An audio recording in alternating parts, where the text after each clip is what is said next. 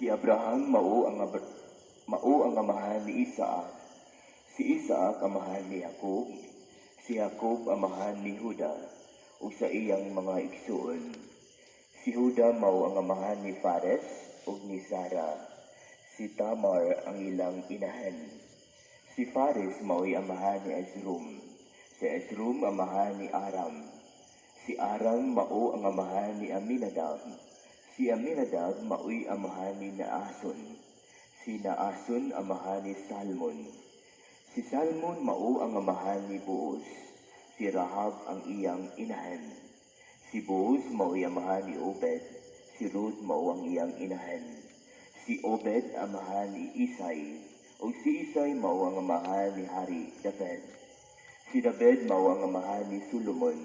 Ang iyang inahan asawa kaniadto ni Urias. Si Solomon mao'y amahan ni Roboam. Si Roboam amahan ni Abayas. Si Abayas mao ang amahan ni Asa. Si Asa mao'y amahan ni Josaphat. Si Josaphat mao ang amahan ni Joram. Si Joram mao amahan ni Oseas. Si Oseas mao'y amahan ni Jotham. Si Jotham mao ang amahan ni Akas. Si Akas amahan ni Ezekias.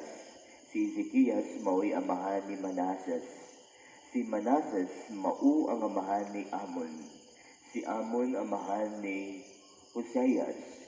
Si Hoseas mao'y amahan ni Jeconias ug sa iyang mga igsoon. Niadtong panahon na nabihag ang mga Israelita ngadto sa Babylonia. Human mabihag ang mga Israelita, si Jeconias nanganak kang Salatil. Si Salatil mao ang amahan ni Zorobabel. Si Zorobabel mao'y amahan ni Abiud. Si Abiud mao'y amahan Eliakim. Si Eliakim mao ang amahan ni Asur. Si Asur mao'y amahan ni Zadok. Si Zadok mao'y amahan ni Akim. Si Akim mao'y amahan ni Eliud. Si Eliud mao ang amahan ni Eleazar. Si Eleazar mao'y amahan ni Matan. Si Matan mao'y amahan ni Jacob. Si Jacob mao ang amahan ni Jose, ang bana ni Maria, nga mao'y inahan ni Jesus nga ginganlag Mesiyas. Busa may napulog upat kakaliwatan, ikan kang Abraham hangtod ni Hari David.